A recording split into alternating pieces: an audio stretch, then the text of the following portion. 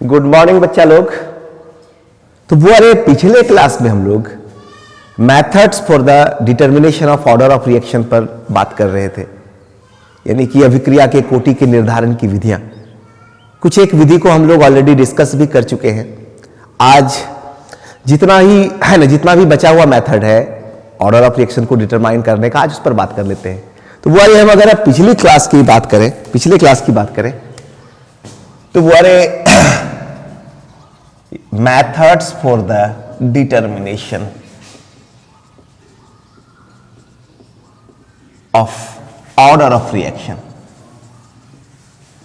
बुआरे इसमें हम लोग इंटीग्रेटेड रेट इक्वेशन मेथड पर बात कर चुके थे। Integrated rate equation method,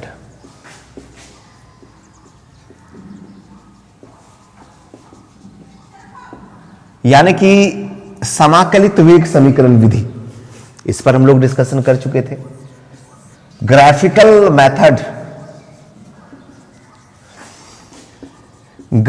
method पर भी वारे हम लोग बात कर चुके थे।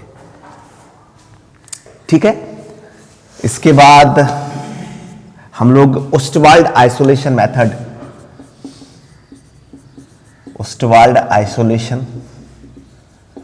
मेथड को भी डिस्कस कर चुके थे। तो बारे ये तीन मेथड हम लोग ऑलरेडी डिस्कस कर चुके हैं methods for the determination of order of reaction में। ठीक है, और जिनका लेक्चर छूट गया हो, इस लेक्चर को देखने से पहले वो, ठीक है, इससे जस्ट पहले वाला लेक्चर को आप देख लें ताकि ये तीनों टॉपिक आप कवर कर लें। ठीक है, तो integrated rate equation, graphical method और तीसरा बुआरे ओस्टवाल्ड आइसोलेशन मेथड। ठीक ना, इसके बाद आज जो बुआरे हम लोग करेंगे वो हम लोग करेंगे हाफ लाइफ पीरियड मेथड, यानी अर्ध आयुकाल विधि, और डिफरेंशियल रेट इक्वेशन मेथड।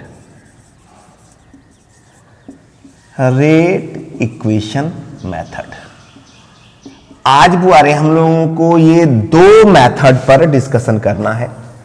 ठीक है, इसके अलावा भी एक दो मेथड है, ठीक है, उस पर भी हम लोग ठीक है बात कर लेंगे।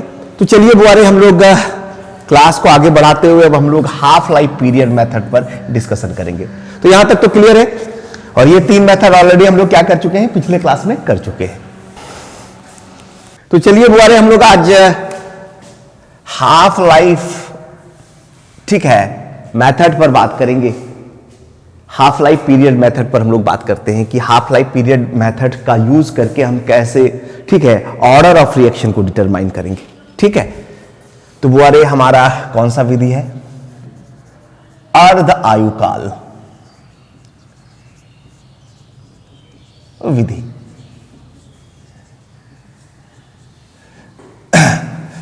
अर्ध आयुकाल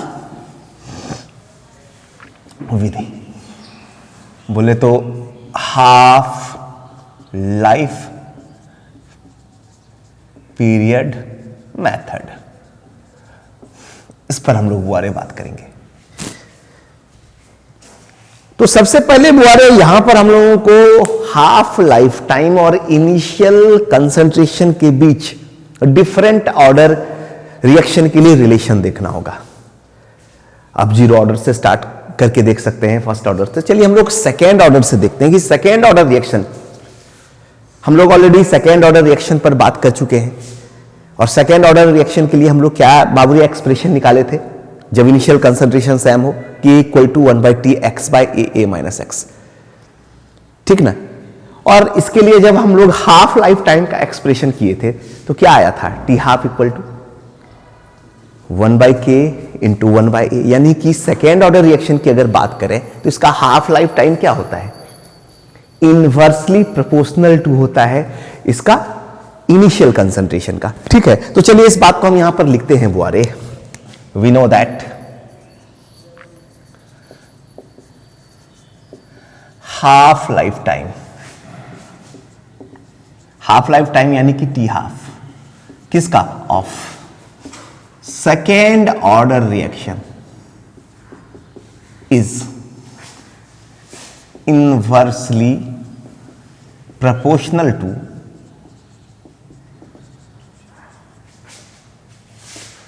it's initial concentration. Initial concentration, initial concentration को बुआरे क्या चीज से रिप्रेजेंट करते हैं हम लोग? स्मॉल ए से, ठीक ना। यानी कि सेकेंड ऑर्डर रिएक्शन का जो हाफ लाइफ टाइम होता है वो उसके इनिशियल कंसंट्रेशन का व्युत्क्रमानुपाती होता है। यानी दोनों के बीच क्या होता है? इनवर्सली प्रोपोर्शनल टू का रिलेशन होता है। चलो इसको हिंदी में भी लिख देते हैं, क्योंकि बहुत सारे बच्चे हिंदी मीडियम, ठीक है, वाले भी होंगे, तो दोनों का पढ़ाई हम लोग साथ साथ ही कर लेते हैं। तो चलिए यहां पर क्या लिखेंगे? हम जानते हैं कि द्वितीय कोटि के अभिक्रिया का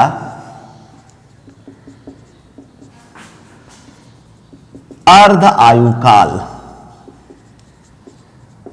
यानी कि टी हाफ, ठीक है, उसके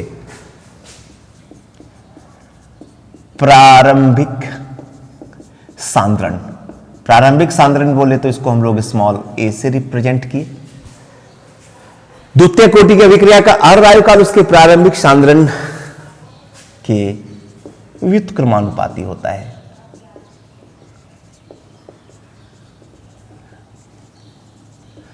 अरे अगर हम द्वितीय कोटि से स्टार्ट नहीं भी करते तो कोई दिक्कत नहीं था, हम nth ऑर्डर से डायरेक्ट लेकर के कर सकते थे। लेकिन यहां पर अगर हम द्वितीय कोटि के हाफ लाइफ टाइम और इनिशियल कंसंट्रेशन के रिलेशन से आगे बढ़े ना तो और ज्यादा बेहतर होगा, आप आसानी से सारे टर्म को समझ पाओगे, ठीक ना। तो चलिए हुआ गया, यहां पर हमारा सेकेंड ऑर्डर के लिए हाफ लाइफ टाइम और इनिशियल कंसंट्रेशन का रिलेशन कुछ ऐसा आया, ठीक ना। ये सेकेंड ऑर्डर के लिए। तो बुआरे सेकेंड ऑर्डर के लिए यहां पर आप पावर क्या है? 1 है इनिशियल कंसंट्रेशन पर। तो अब अगर थर्ड ऑर्डर के लिए हाफ लाइफ टाइम और इनिशियल कंसंट्रेशन का रिलेशन अगर देखा जाए तो कुछ ऐसा होगा। फॉर थर्ड ऑर्डर रिएक्शन बुआरे क्या होगा बताइए? T half inversely proportional to क्या हो जाएगा? कंसंट्रेशन पर पावर कितना हो जाएगा? 2, ठीक है, बोलिए। और अगर हमारा रिएक्शन का ऑर्डर nth हो, फॉर nth ऑर्डर क्या हो जाएगा बुआरी? अब आप अपना कॉमन सेंस लगाइए ना। सेकेंड ऑर्डर के लिए हमारा ये आया, इसके ऊपर आप फर्स्ट ऑर्डर पर भी जा सकते हो, जीरो ऑर्डर पर भी जा सकते हो, ठीक है, ठीक है। तो nth ऑर्डर के लिए क्या होगा बुआरे बताइए आप लोग? T half inversely proportional to A raise to the power n-1, ये ना होगा? हाँ या ना। ऑर्डर जितना है उससे पावर क्या हो जा रहा है? एक क्या हो रहा है? कम हो जा रहा है। तो भाई सेकेंड के लिए ये है, तो थर्ड के लिए T half inversely proportional to क्या हो गया? इनिशियल कंसंट्रेशन पर पावर 2 है। तो nth अगर ऑर्डर हो तो हमारा क्या होगा? बोलिए, ठीक है। ऑर्डर में क्या हो गया? 1 घट गया पावर, तो वो अरे T half inversely proportional to क्या हो गया? A raise to the power n-1, ठीक ना। अब इस प्रोपोर्शन साइन फिर हटाते हैं, समानुपाती के चिन्ह को हटाए तो बस इक्वल टू करके एक कांस्टेंट तो डालेंगे ही। तो टी हाफ इक्वल टू क्या हो जाएगा वो अरे के, ठीक है।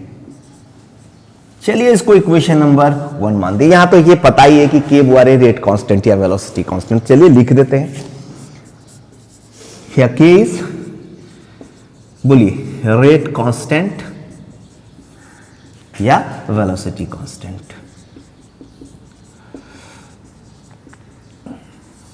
यहां के क्या है बुआरे? वेग नियतांक या दर नियतांक।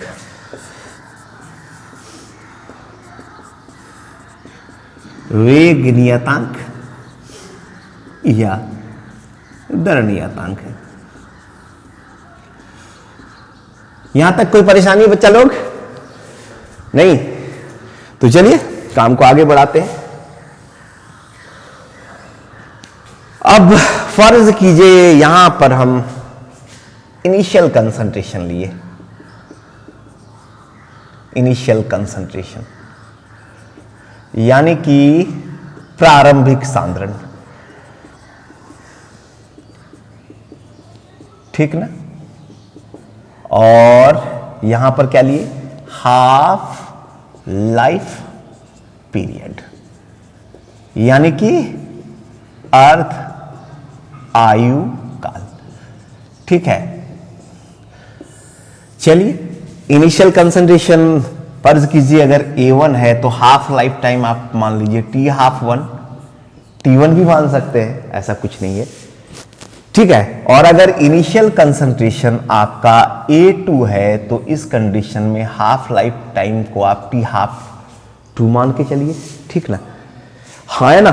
तो बाबू रे अब ये जो हम रिलेशन निकाले हैं इसको इनिशियल कंसंट्रेशन A1 और A2 पर क्या करते हैं, अप्लाई कर देते हैं। कोई दिक्कत?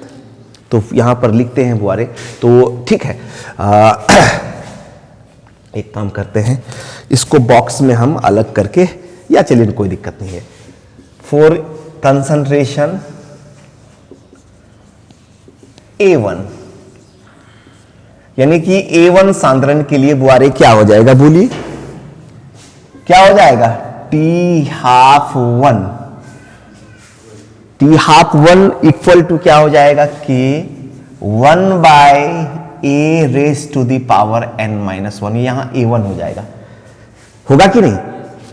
जब हाफ लाइफ टाइम T12 है तो इनिशियल कंसंट्रेशन क्या है, A1 है। तो बुआरे ये हमारा इक्वेशन नंबर कितना हो गया, कोई दिक्कत? सिमिलरली इसी तरह से फॉर कंसंट्रेशन बोलिए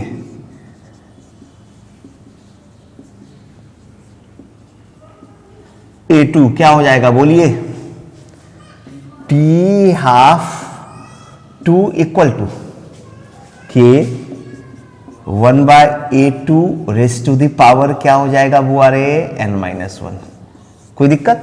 और इसको हम लोग इक्वेशन नंबर कितना कर लिए बुआरे, 3rd। कोई दिक्कत?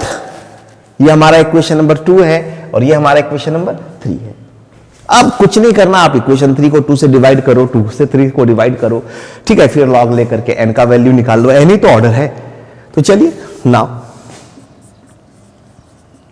इक्वेशन करते क्या है, 3rd में इक्वेशन 2 से क्या करते हैं, बोलिए डिवाइड कर देते हैं। तो चलिए क्या होगा, अब बताइए 3rd में क्या है, T12 divided by equal to K 1/A2 raise to the power n-1, और ये K 1/A1 raise to the power क्या होगा, कोई दुख, कोई दिक्कत? अब देखिए यहां पर ये K और K क्या होगा बुआरे, कैंसिल होगा। इसके बाद तो बुआरे यहां पर हमारा जगह नहीं है, क्या करें, ठीक है इसको मिटा करके सॉल्व कर लेते हैं। ठीक है, तो पहले एक काम कीजिए, यहां तक क्लियर है कि सेकेंड ऑर्डर रिएक्शन के लिए हाफ लाइफ टाइम और इनिशियल कंसंट्रेशन का रिलेशन कुछ इस तरह से है, यानी T12 इनवर्सली प्रोपोर्शनल टू क्या हो गया, इनिशियल कंसंट्रेशन। तो 3rd ऑर्डर के लिए क्या हो जाएगा बुआरे, A पर ठीक है स्क्वायर हो जाएगा, nth ऑर्डर के लिए a raise to the power n-1 हो जाएगा। प्रोपोर्शन साइन हटा, वहां पर एक कांस्टेंट आ गया, T12 equal to K 1/A। ठीक है, race to the power n-1 हुआ। वो अरे इनिशियल कंसंट्रेशन A1 के लिए हाफ लाइफ टाइम क्या है, T12, और यहाँ A2 लिए हैं हाफ लाइफ टाइम क्या है, T12। तो कंसंट्रेशन A1 के लिए फॉर्मूला लगाए तो T12 हो गया, और A की जगह क्या हो गया, A1। A2 कंसंट्रेशन पर लगाए फॉर्मूला तो T12, और कंसंट्रेशन की जगह क्या हो गया, A2 हो गया। कोई दिक्कत? अब क्या किया, 3 को 2 से डिवाइड कर दिया, K कैंसिल किया।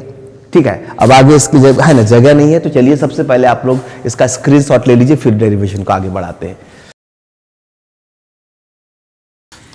इसको इरेज कर लेते हैं, तो क्या हो जाएगा बुआरे,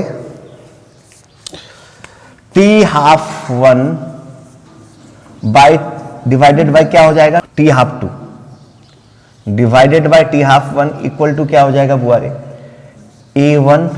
ठीक है, by A2 raise to the power n-1 हम डायरेक्ट लिख दिए, कोई दिक्कत? ये A1 तो ऊपर जाएगा, A2 नीचे रहेगा, और पावर क्या हो जाएगा, n-1। ठीक है, हमको n चाहिए। अब एक ही उपाय है पावर को सामने लाने का बुआरे, लॉग ले लीजिए आप। तो दोनों तरफ क्या करेंगे, लॉग ले लेंगे। टेकिंग, बोलिए, लॉग इन बोथ साइड्स। आप देख रहे हैं ना कि बिना लॉग का हम लोग आगे बढ़ ही नहीं पा रहे हैं, इसलिए लॉग वाला लेक्चर आप लोग जरूर से देखिए। जब तक वो नहीं देखेगा तब तक आप लोग इस चैप्टर पर, ठीक है, बढ़िया कॉन्सेप्ट नहीं बना पाइएगा। चलिए बुआरे, तो लॉग लेते हैं, तो क्या हो जाएगा, log t½ 2 by t½ 1 equal to log, बोलिए, a1 बाय a2 और पावर क्या हो जाएगा बुआरे, n-1। कोई दिक्कत? अब क्या होगा बताइए, log t½ 2 bye t½ 1 equal to n-1 क्या हो गया, सामने आया। ठीक है, लॉग का कौन सा प्रॉपर्टी लगाए, log x to the power y है तो y क्या हो जाता है, सामने आ जाता है, y log x हो जाता है। तो ये n-1 क्या हो गया, सामने आया। और क्या हो गया बुआरी, लॉग a1 बाय a2। कोई दिक्कत? बोलिए, इसको हम इस तरह से लिख सकते हैं, log m बाय n के फॉर्म में है, तो लगाइए log m बाय n वाला प्रॉपर्टी। तो क्या हो जाएगा बुआरी, log t½ minus log t½ equal to n-1, बोलिए, log a1 माइनस log होगा, log m बाय n का प्रॉपर्टी यहां पर भी लगा दिए। कोई दिक्कत? तो वो अरे यहां पर हमारा n-1 क्या हो जाएगा, बोलिए, n-1 क्या हो जाएगा हमारा, log, बोलिए, t½ minus log t½ divided by क्या हो जाएगा, log a2 माइनस log, हो गया n का value a1, sorry a1 minus a2। कोई दिक्कत? अब n इक्वल टू क्या हो जाएगा, इसमें +1 हो जाएगा। तो चलिए कहां पर लिख दें, ऊपर मिटा देते हैं।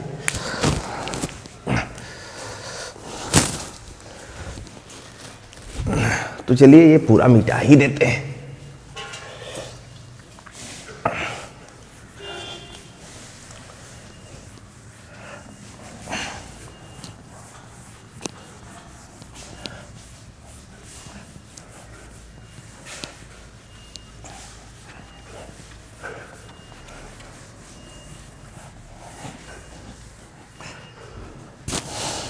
तो देखिए,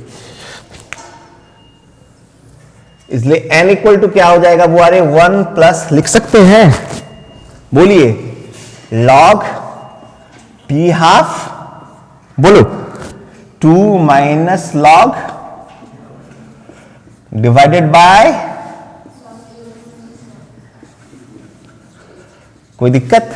तो बुआरे इस फॉर्मूला से हम लोग क्या करेंगे, बोलिए, बोलिए, ऑर्डर ऑफ रिएक्शन निकाल लेंगे। तो चलिए क्वेश्चन नंबर कितना मान लेते हैं, 4। कोई दिक्कत? तो यहां n क्या है बुआरे, बोलिए, ऑर्डर ऑफ रिएक्शन। n क्या है, ऑर्डर ऑफ रिएक्शन। कोई दिक्कत? तो चलिए इसका पहले स्क्रीनशॉट ले लीजिए।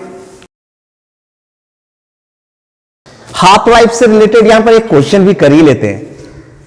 देखो अब एक क्वेश्चन कह रहा है, देखो फाइनली हम लोग ऑर्डर ऑफ रिएक्शन यानी हाफ लाइफ टाइम मेथड की अगर बात करें तो यहां पर इस फॉर्मूला का यूज करके हम लोग हाफ लाइफ टाइम निकाल सकते हैं।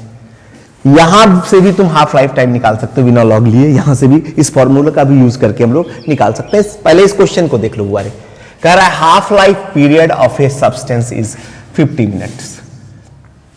किसी भी पदार्थ का अर्धायुकाल कितना है, 50 मिनट है। कह रहा है at a certain initial concentration, किसी निश्चित प्रारंभिक सांद्रण पर उसका हाफ लाइफ टाइम क्या है, 50 मिनट का है।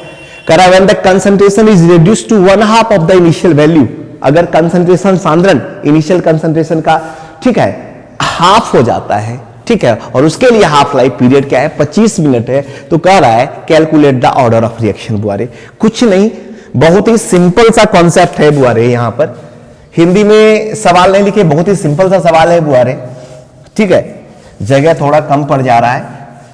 तो चलिए यहां पर इस सवाल को पहले सॉल्व कर लें। ठीक है, पहले ये बताइए,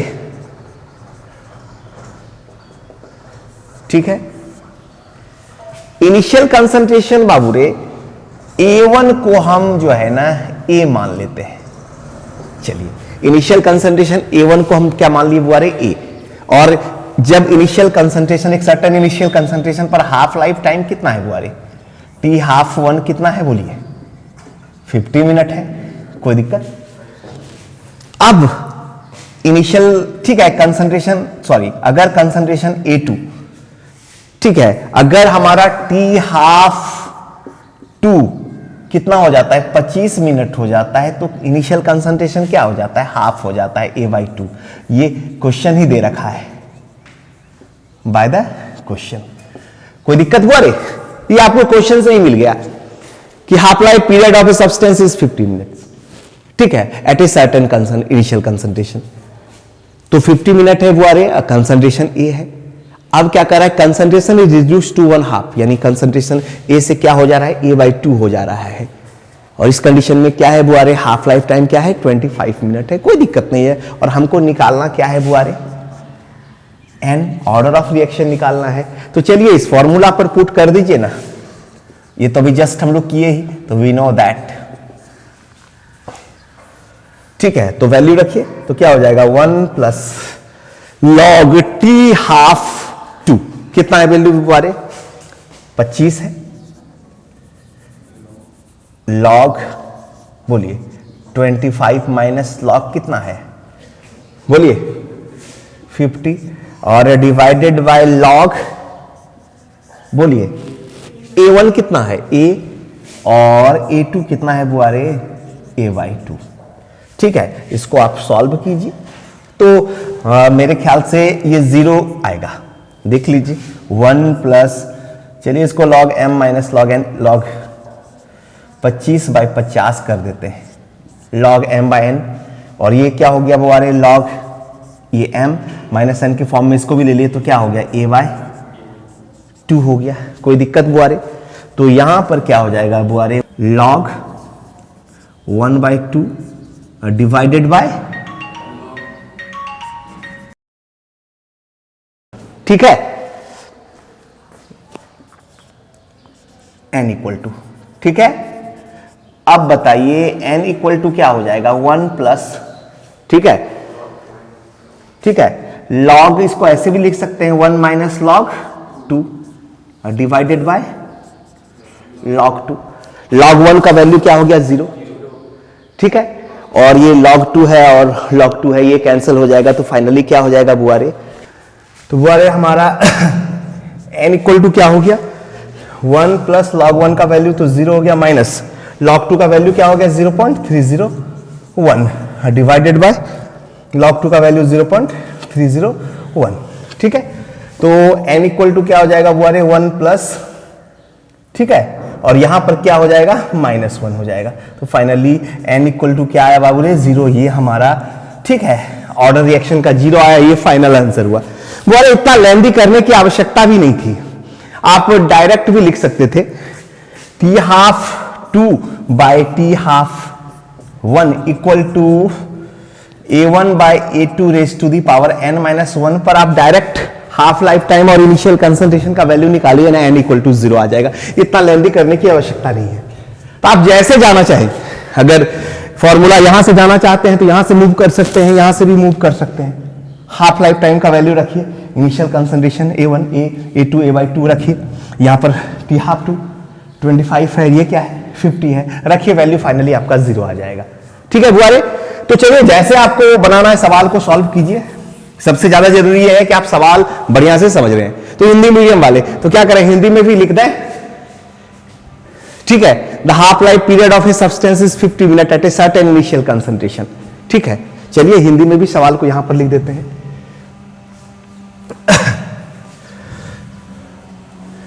किसी पदार्थ का किसी निश्चित प्रारंभिक सांद्रण पर पर अर्ध आयु काल कितना है बुआरे? अर्ध आयु काल 50 मिनट है। 50 मिनट ये निकाल रहा है। When concentration is reduced to 1/2 of the initial value, the half life period is 25 minute. जब सांद्रण, ठीक है, reduce to 1/2 of the initial value, जब सांद्रण, प्रारंभिक सांद्रण, ठीक है, जब, ठीक है, सांद्रण प्रारंभिक मान का आधा हो जाता है तो अर्ध आयु काल, ठीक है, 25 मिनट है।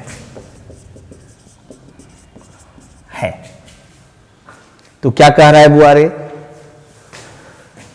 ठीक है, अभिक्रिया की कोटि बतावे। देखिए हिंदी में भी सवाल को ट्रांसलेट कर दिए। जो हिंदी मीडियम वाले बच्चे हैं, ठीक है, वो यहां से इस प्रॉब्लम को नोट कर लें। ठीक है, तो बुआरे ये आपका हिंदी में क्वेश्चन है। ठीक है, तो चलिए आप लोग सबसे पहले इसका स्क्रीनशॉट ले लीजिए। हाफ लाइफ टाइम पर हम लोग एक और सवाल कर लेते हैं। ठीक है, पहले इसको इरेज कर देते हैं। ठीक है,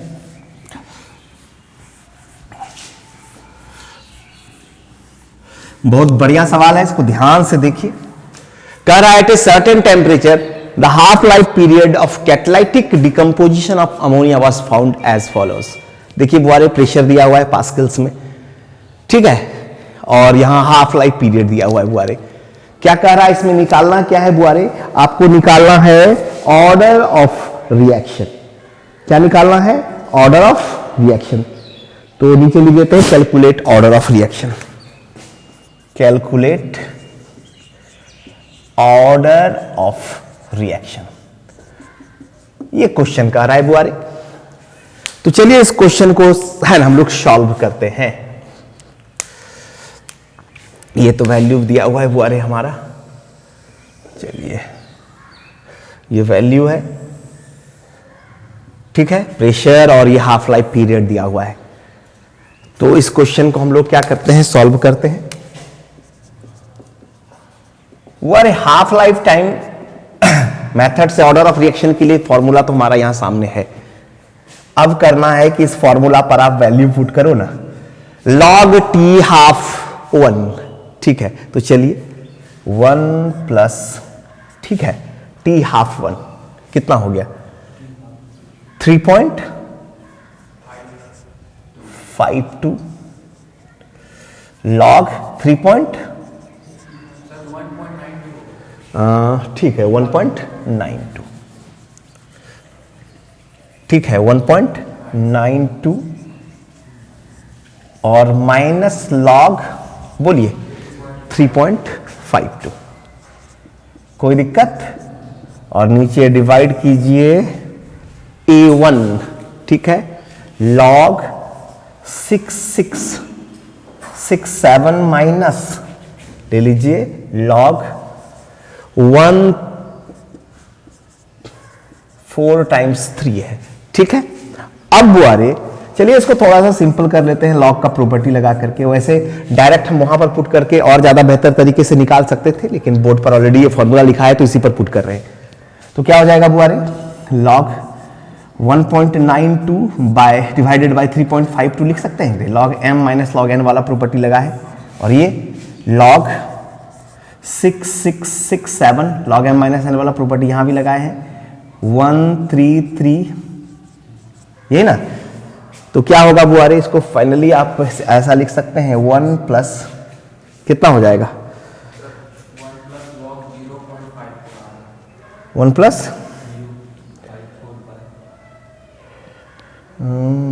कितना आ रहा है लॉग? 0.54, ठीक है, और नीचे लॉग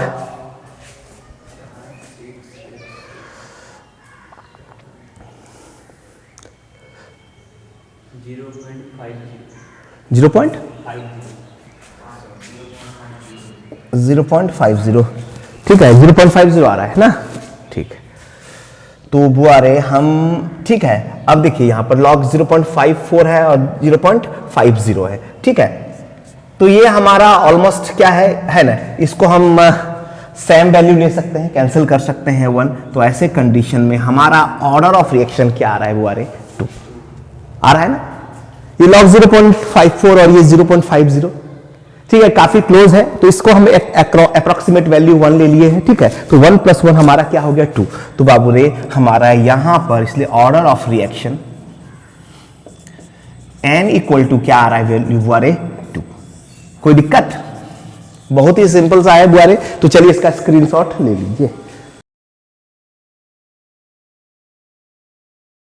तो इसको डिवाइड किए तो हमारा 0.54 आ रहा है, और इसको भी डिवाइड करते हैं तो 0.50, ठीक है, आसपास आ रहा है। ये वैल्यू है ना, लगभग सेम है। तो वो अरे ये हमारा कैंसिल होकर के हम क्या कर लिए, अप्रोक्सीमेट वैल्यू ले लिए 1, ठीक है, कोई दिक्कत। तो यहां पर वो अरे हमारा फाइनल क्या हो गया ऑर्डर, ठीक है, 2 आया, कोई दिक्कत।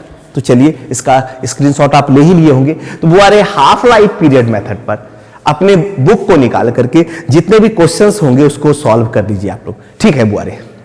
तो बुआरे हम लोग अभी हाफ लाइफ पीरियड मेथड से ऑर्डर ऑफ रिएक्शन का डिटर्मिनेशन कर चुके हैं। अब हम लोग अगला जो मेथड है डिफरेंशियल रेट इक्वेशन मेथड पर बुआरे थोड़ा सा डिस्कस कर लेते हैं, ठीक है।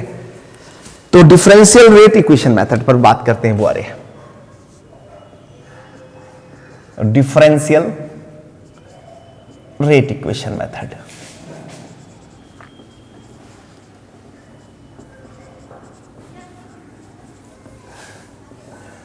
ये हमारा 5वां मेथड हुआ। 4 ऑलरेडी हम लोग डिस्कस कर चुके हैं, ठीक है। तो बुआरे हम लोग सबसे पहले मान लेते हैं, let order of reaction, order of reaction को हम n मान लिए, ठीक है, एंड इनिशियल कंसंट्रेशन, ठीक है, एंड इनिशियल कंसंट्रेशन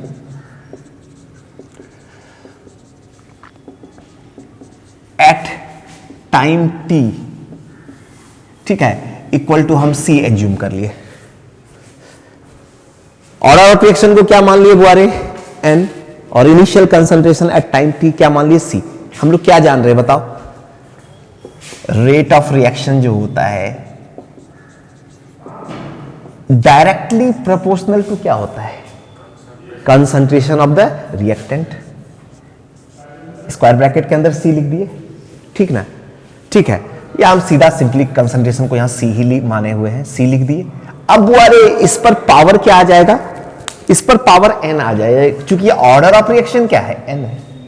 तो पावर क्या हो जाएगा बुआरे, n हो जाएगा। यहां n क्या है, ऑर्डर ऑफ रिएक्शन है, ठीक है। इसी को तो हम लोग को निकालना है। अब ये प्रोपोर्शन साइन हटा तो क्या हो जाएगा बुआरे, बोलो, एक कांस्टेंट क्या आ जाएगा, r = k, c⁻⁴ क्या हो जाएगा, n। तो बुआरे ये हमारा इक्वेशन नंबर क्या आया, 1। यहां तक कोई दिक्कत, rate of reaction directly proportional to concentration of the reactants, और इस पर पावर क्या आया बुआरे, n। n क्या है, ऑर्डर ऑफ रिएक्शन, ठीक है। तो अब बुआरे t1 टाइम के लिए हम फॉर्मूला लगाते हैं, फॉर टाइम t1।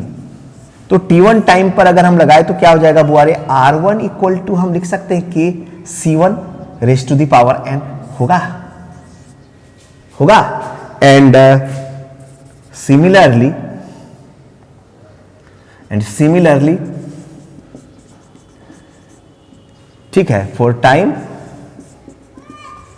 t2 क्या हो जाएगा बुआरे, r2 = k c2⁻⁴ क्या हो जाएगा, n। कोई दिक्कत। अब 2 को 3 से डिवाइड करो या 3 को 2 से डिवाइड करो, जो करना है, कहीं पर कोई दिक्कत नहीं है। तो चलो बुआरे नाउ क्या कर रहे हैं, इक्वेशन 3 को हम डिवाइड कर दिए, बोलो बुआरे, इक्वेशन 2 से। बहुत ही सिंपल है, इक्वेशन 3 को क्या कर दिए, 2 से डिवाइड कर दिए। तो क्या हो जाएगा, इक्वेशन 3 में हमारा क्या है, r2, ठीक है, और 2 में क्या है बुआरे, r1 = क्या हो जाएगा, k c2⁻n है, और ये k c1, और इस पर पावर क्या है बुआरे, n है, ये K और K कैंसिल होगा, तो इसको हम लिख सकते हैं R2 by R1 equal to C2 bye C1, ठीक है। और पावर क्या हो जाएगा, n ही चाहिए ना, n को सामने लाने का एक ही उपाय है, लॉग ले लो, ठीक है। तो वो आ रहे taking log in both side, तो क्या हो जाएगा बुआरे, log R2 by R1 equal to log C2 by, ठीक है, C1, और पावर क्या है बुआरे, n। अब क्या होगा बताइए, log R2 by R1 equal to n log C2 by, और अगर इसको सिंपल करना है लॉग m बाय n वाला प्रॉपर्टी लगा दीजिए, तो क्या हो जाएगा, log R2 minus log R1 equal to बोलिए n log C2 minus log. तो बुआरे आपका n का क्या हो जाएगा वैल्यू, ऑर्डर ऑफ रिएक्शन क्या हो जाएगा, n इक्वल टू बताइए क्या हो जाएगा, log R2 minus log R1, log R2 minus log divided by log. तो चलिए इसको इक्वेशन नंबर हम कितना कर लेते हैं, 3 तक ऑलरेडी कर चुके हैं, तो बुआरे 4 ले लेते हैं। तो ये इस तरह से बुआरे हम, ठीक है, इस मेथड से डिफरेंशियल, ठीक है, रेट इक्वेशन मेथड से ऑर्डर ऑफ रिएक्शन निकाल सकते हैं। इसको रिपीट करने की आवश्यकता नहीं है, बहुत ही सिंपल है। तो चलिए आप स्क्रीनशॉट ले लीजिए, और हम उम्मीद करते हैं कि methods for the determination of order of reaction में जितने मेथड्स थे, ठीक है, सारे मेथड्स आप बहुत बेहतर तरीके से समझ लिए होंगे। और अगर आपको समझ में नहीं आया हो तो वीडियो को दोबारा देख लीजिए, और ये सारे टॉपिक को अपने नोट्स में कलेक्ट करने के बाद, ठीक है, इससे रिलेटेड और जो भी न्यूमेरिकल्स आपके बुक में पड़ा हुआ हो उसको जरूर सॉल्व कर लें। तो चलिए बुआरे यहां पर हम लोग लेते हैं ब्रेक, और मिलेंगे फिर हम लोग अपने अगले लेक्चर में, ठीक है। और अगर आपको वीडियो अच्छा लगा हो तो लाइक कीजिए, सब्सक्राइब कीजिए और अपने दोस्तों के साथ शेयर कीजिए, क्योंकि ये जो आप लाइक करते हो ना और सब्सक्राइब करते हो ना, ये ताकत देता है और ज्यादा बेहतर काम करने का।